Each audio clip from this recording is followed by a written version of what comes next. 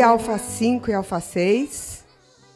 Está chegando as nossas férias e vieram as meninas Klink. Eu acho interessante os pais saberem como fomos fazendo esse caminho para chegar hoje aqui, nesse fechamento com elas aqui na Alfa. Andréia, quer contar um pouco sobre a Alfa 5? Bom, a Alfa 5 a gente estudou sobre o meio ambiente, né? Então, a gente aproveitou o tema da Antártica para falar um pouco sobre o lixo dos mares, que a gente deu enfoque no lixo, né, da cidade, o que é feito com o lixo. E aí muitas crianças até falaram do lixo do mar, que vai para o mar e que os bichos comem e acabam morrendo. E isso elas contam no livro um pouco, né? Então, a gente contou a história do livro delas, assistimos o filme que mostra um pouco a Antártica, A Marcha dos Pinguins. E aí, acho que hoje aqui, para elas poderem contar isso realmente como foi, né? E no Alfa 6 também foi basicamente o mesmo objetivo, lógico que com outro foco, né? Que as crianças já estão escrevendo, estão começando a ler. Então, a gente foi utilizando, foi lendo aos poucos o livro, foi uma leitura seriada, feita em classe. Então, a gente ia imaginando o próximo capítulo, ia perguntando o que vocês acham que vai acontecer. Muitas crianças trouxeram coisas muito interessantes, como, por exemplo, o que comer numa viagem de barco. Então, as crianças sugeriam comida japonesa, porque não precisa esquentar, é tudo cru, é fácil, tem peixe. Aí nós tivemos um outro aluno muito preocupado com a cadeia alimentar, com a base da cadeia alimentar, que sugeria, que ficou assim maravilhado com o crio. Né? Ele ficou assim, inclusive nós tivemos uma professora que fez os animais em biscuit, o crio, os tipos de foca, a baleia jubarte, e isso foi encantando as crianças. Então ontem nós construímos aqui a Antártica com gelo, com tudo, tinha até as focas até escorregavam no gelo. As crianças vibraram, brincaram, foram imaginando as situações. Foi muito interessante. E nós assistimos também o filme A Marcha do Pinguim. E, além disso, a gente foi para Santos, né? Visitamos o aquário e visitamos o Museu de Pesca. Tá? Basicamente foi isso. Vamos aproveitar bastante elas hoje aqui? Qual é o seu nome? Laura, Marina e Tamara. Agora é com vocês. Bom dia. Hoje eu e minhas irmãs vamos contar um pouco sobre algumas das nossas experiências na Antártica. Até hoje a gente já foi 7 vezes para lá e a gente ainda não se cansou de ir, é um lugar que a gente gosta bastante. E alguém aqui já foi para Disney? Então, a gente nunca foi. A Antártica é praticamente a nossa Disney. Só que as coisas são um pouco são de verdade, assim. E tudo começou graças a esse barco, que se chama Paraty 2. Talvez sem ele a gente nunca tivesse ido para a Antártica ou nunca tivesse tido a vontade de ir para lá. E desde pequenininhas, desde a idade de vocês, quase, a gente acompanhou o barco sendo construído e levaram 8 anos para ele ficar pronto. A gente ia para o estaleiro, onde ele estava sendo feito. E lá era praticamente o nosso parque de diversões. Era onde a gente ia quase todo fim de semana e ficava brincando lá em volta do barco. Só que um dia o barco ficou pronto. E a gente descobriu que é um lugar muito gostoso para ficar com a família. E é um lugar que reúne as pessoas. E como as viagens são muito longas, elas levam de 30 a 42 dias. É muita coisa, né? Então, e aí a gente aprende a não brigar com os outros. A gente evita brigar com os outros. Porque já pensou você passar mais de um mês sem poder falar com a pessoa que está do seu lado? E era um lugar onde a gente fazia várias descobertas e a gente também aprendeu a pilotar. E você acaba percebendo em viagens assim que uma criança ela pode fazer muitas coisas que o adulto não espera que ela possa fazer. E lá era um lugar onde a gente se divertia bastante. Em uma das nossas viagens, a gente teve que faltar um mês na escola. Imagina a alegria, a gente começou a pular de felicidades que a gente ia faltar um mês na escola. E a escola também pediu para a gente fazer uma apresentação para a nossa sala, para mostrar para os alunos o que a gente tinha aprendido lá. E outras salas começaram a pedir, e depois outras séries e outras escolas. E agora a gente está falando para vocês. Da América do Sul, a gente foi para a Península Antártica. E daí, daqui do Brasil, a gente foi até um lugar na Argentina que se chama Ushuaia, que fica bem na pontinha, fica bem aqui. De Ushuaia, a gente foi para a Península Antártica. E essa passagem aqui leva mais ou menos 3 dias. E daí, nessa passagem de 3 dias, a gente passou pelo Cabo Horn, que é famoso porque lá aconteceram muitos naufrágios, e depois pelo Estreito de Drake. Vocês sabem por que ele é muito agitado? Não? Porque ele encontra do Oceano Pacífico com o Oceano Atlântico. A gente aproveitava para passar nosso tempo fazendo alguma coisa. Então a gente ia do lado de fora do barco e ficava olhando as aves que estavam passando em volta, que elas normalmente acompanham a viagem. E esse é o petrel. E como todas as outras aves marinhas, ele tem o tube nose, o tube nose é um tubinho que fica bem em cima do bico, que serve para quando ele come alguma coisa do mar e engole água salgada, toda a água salgada sai por esse tubinho. Por isso que sempre tem uma gotinha pingando do bico dele. Na Antártica, a gente começa a ver que a gente está chegando quando a gente começa a ver os primeiros icebergs. E daí lá, às vezes, a gente para em algum lugar e acaba encontrando alguns animais mais curiosos que outros. Essa é uma foca leopardo.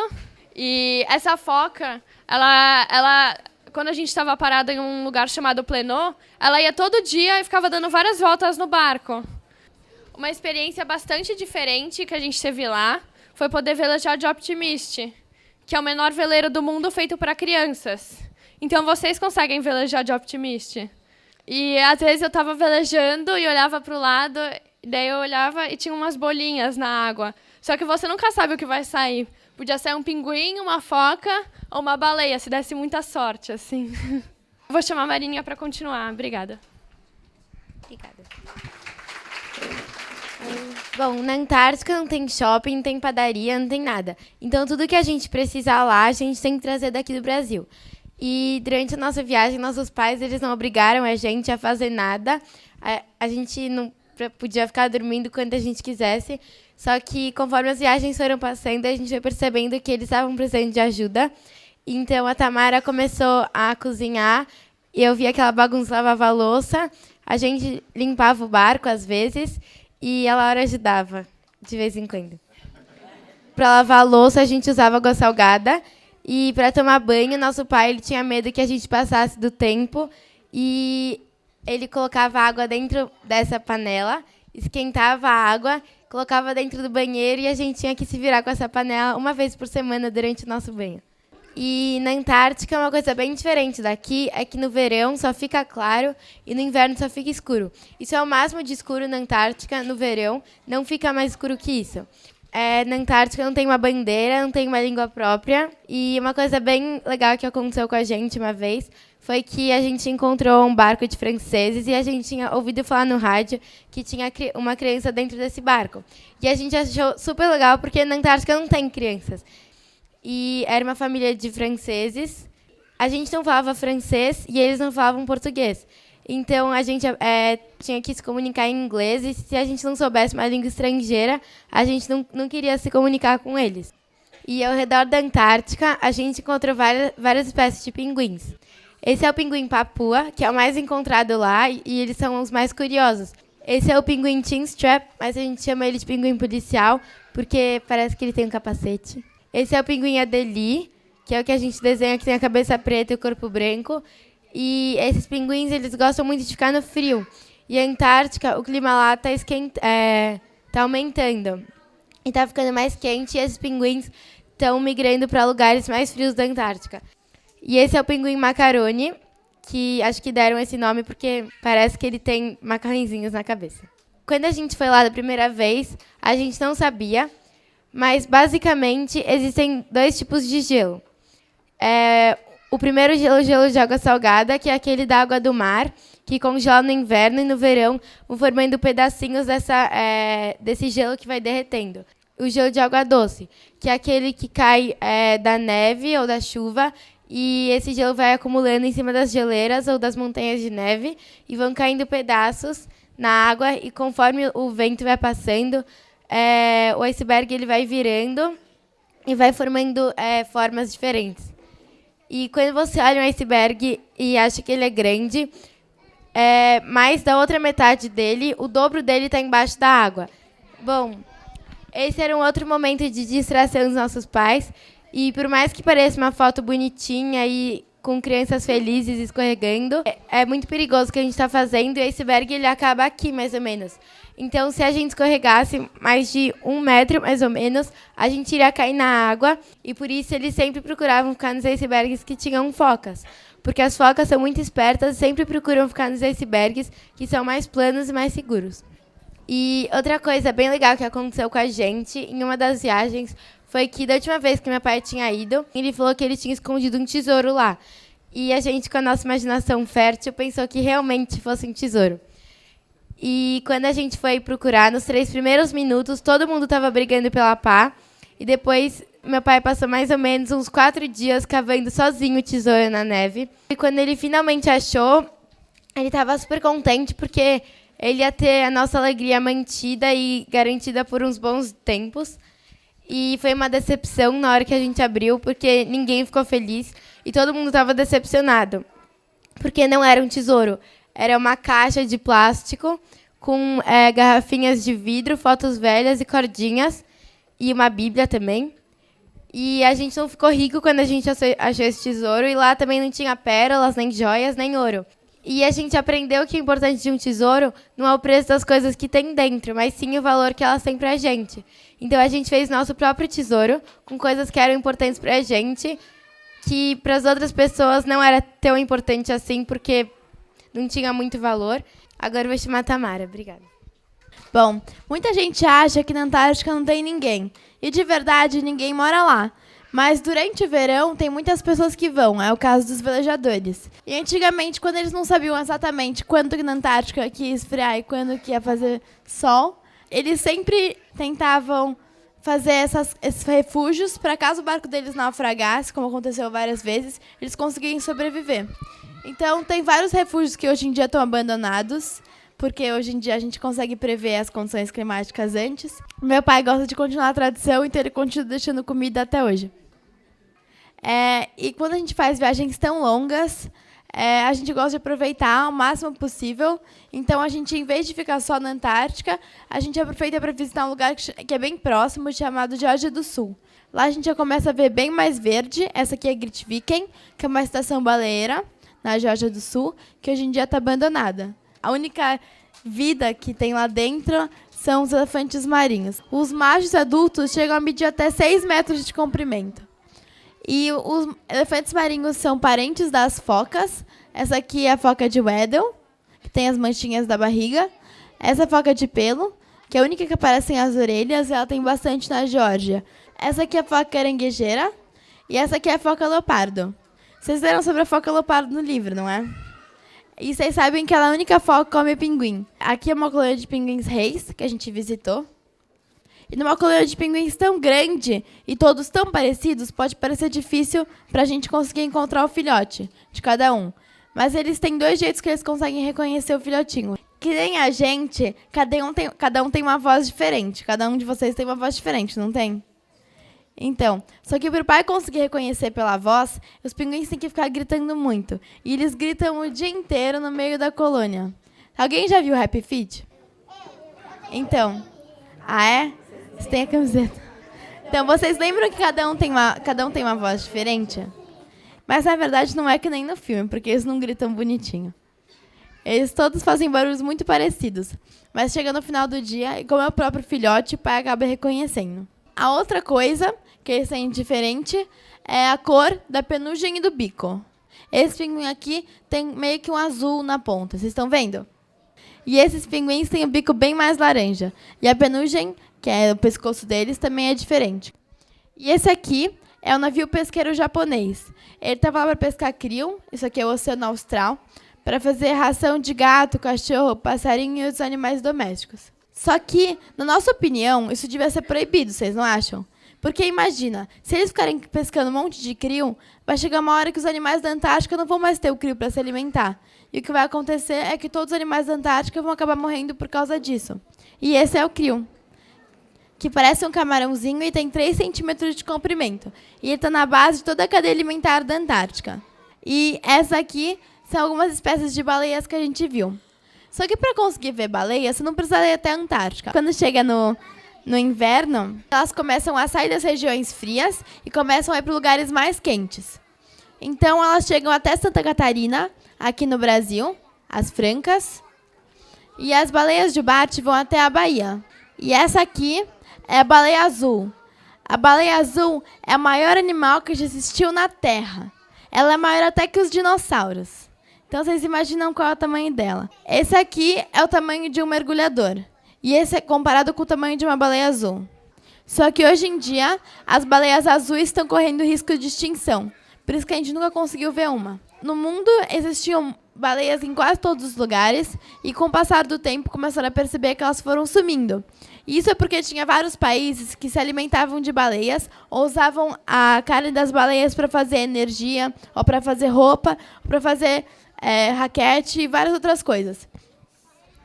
Então, há pouco tempo atrás, em 1994, 23 países resolveram apoiar um acordo, que a partir daquele ano, mais nenhum país ia poder caçar nenhuma baleia. Esses aqui são os filhotes de pinguim-rei e esses aqui são os adultos. Quando os primeiros exploradores chegaram aí, eles achavam que era tudo a mesma espécie. Olha, a Isabela tá com uma camiseta que tem um pinguim-rei. O filhote do pinguim... Não, do pinguim-imperador. O filhote do pinguim-imperador é esse do Happy Feet ou da Marcha dos Pinguins. Ele é todo cinza, vocês estão vendo? E esse aqui é o filhote de pinguim-rei, que é marronzinho. Bom, eu queria chamar a Lara para continuar. Obrigada. Da Geórgia do Sul, a gente foi para um outro lugar, que chama Ilhas Falkland. E lá a gente encontrou uma colônia cheia de pinguins que viviam junto com os albatrozes. E se chama albatroz de sobrancelha negra. Dá para perceber porque foi dado o nome. E não existe só um tipo de albatroz. E essa é a ave que tem maior comprimento de uma asa até a outra. Eu gostaria de chamar 3 pessoas para vir aqui me ajudar a medir o tamanho da asa. Vem puxando, puxando. Cuidado com o fio. Isso. A envergadura de albatroz, que é de uma ponta da asa até a outra, tem 3,5 metros. Então, imagina, eu acho que 3 de vocês empilhados, quase. Ou mais. Os albatrozes, eles voam muito. Então, eles vão da Geórgia do Sul até as Falkland. Tem uns que chegam até o Brasil, ou até mesmo a Antártica, só para buscar comida para o filhote. Para eles, tudo que flutua é alimento. Não só para eles, mas para as outras aves marinhas também. Então, quando eles veem um plástico ou alguma tampinha boiando no mar, eles vão lá e comem. Só que eles não sabem que aquilo não é para eles comerem. Não só eles acabam sendo prejudicados, mas as tartarugas, elas também. Elas nadam muito na costa do Brasil. Elas acabam comendo o saco plástico e morrendo sem ar. E no caso dessa segunda, ela, quando era bem pequenininha, entrou dentro de uma argola de plástico. E ela cresceu com essa argola no casco como se fosse um cinto bem, bem apertado. Então ela cresceu toda deformada. E a gente pode jogar uma coisa aqui na cidade e achar que ela nunca vai parar no mar. Mas mesmo assim, o plástico ele nunca vai sumir. Ele vai estar ali para sempre, onde você jogou. Só que ele vai viajando e viajando e às vezes acaba chegando no mar.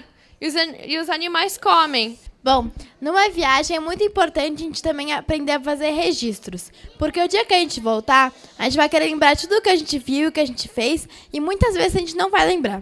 Na viagem, a gente tinha que desenhar todos os dias e escrever, quando a gente aprendeu a escrever, o que a gente tinha feito. Além disso, a gente também tirava um monte de foto e filmava e até gravava o som dos animais, só para conseguir, quando a gente voltar, lembrar de tudo. E isso foi muito importante para depois que a gente voltou e depois que a gente cresceu, poder lembrar de tudo e, inclusive, conseguir fazer o nosso livrinho e essa apresentação. E, bom, esse é o livro. Muito obrigada, gente. Espero que tenham gostado.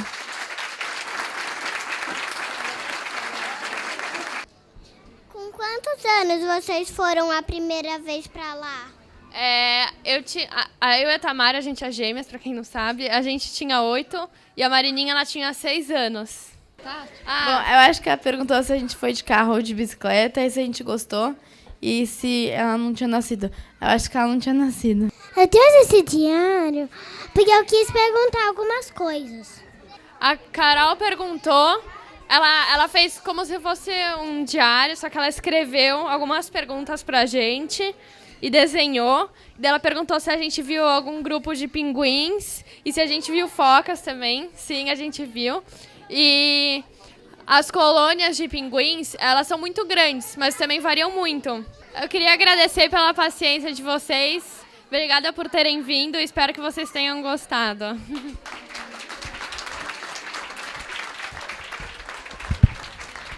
O tempo que a gente deu, que foi 1 mês, de conviver com os filhos, sem uma pessoa de fora, só a família. Era eu, a Mir e as 3. Esse tempo que a gente deu para a gente de se conhecer foi transformador. Eu percebi, por exemplo, que a Tamara tinha muito talento para cozinhar. Ela nunca tinha cozinhado em casa, mas essa viagem ela começou a cozinhar, fazia pão de manhã. Ela tem assim a iniciativa de acordar antes dos pais, de cozinhar, de deixar o pão pronto, a gente acordar com o cheiro do pão. E ela tinha 8 para 9 anos, a gente até se admira, mas os filhos da gente têm potencial. Aí a Laura, eu percebi que ela sabia fotografar muito bem. Ela adorava. A Marininha, super controlada, organizada, colocava ordem nas coisas. Ela queria lavar a louça, porque ela falava que nenhum adulto deixava a louça brilhando igual ela deixava. Então, ela começou a ter iniciativa. Essa chance que a gente tem de não ter internet, de não ter telefone, e do pai e a mãe saberem enxergar os talentos que tem dentro de casa, é uma oportunidade transformadora. Estamos, então, encerrando o dia com as irmãs Klink. E tem livro, quem está com livro que queira fazer um autógrafo.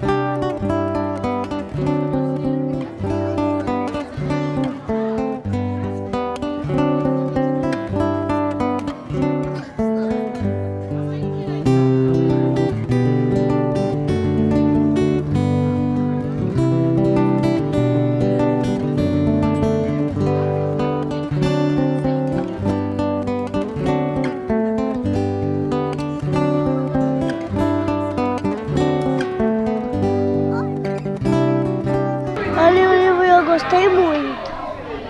Eu gostei mais da foca e do albatroz. Que os pinguins, eles ficam sempre juntinhos. E eles ficam andando até achar um lugar que eles querem. E eles não cansam. E toda a família de pinguins segue o pinguim imperador. O grilo tem bigodinhos, é bem pequenininho e ele sempre fica em grupo. Aproveitar a oportunidade que você deixe uma mensagem para as crianças da Escola Alfa do século XXI. Eu não queria deixar uma mensagem, queria deixar um conselho, assim. Eu acho que a experiência que eu tenho de poder viajar e poder transmitir isso para a minha família, para os amigos e para outras pessoas que eu nem conheço, é uma experiência mágica. A gente vive num mundo hoje onde tudo é possível pelo meio digital, virtual, e eu acho que o exercício, a experiência de você ter de autenticamente conhecer o mundo é muito importante para a formação. Então, meu conselho aos pais que, enquanto puderem, fazer os filhos viajar, ter um contato próximo da natureza. Está ficando cada vez mais difícil, a gente está ficando cada vez mais acomodado. A tendência do mundo é a urbanização, é a gente se afastar cada vez mais da vida despojada, da vida no campo. E eu acho que a maior escola que eu tive foi essa oportunidade de ter morado em Paraty, de ter trabalhado com as coisas simples do campo. Eu acho que para quem tem essa oportunidade de dar essa herança para os filhos, esse exercício de viajar eu acho mais importante.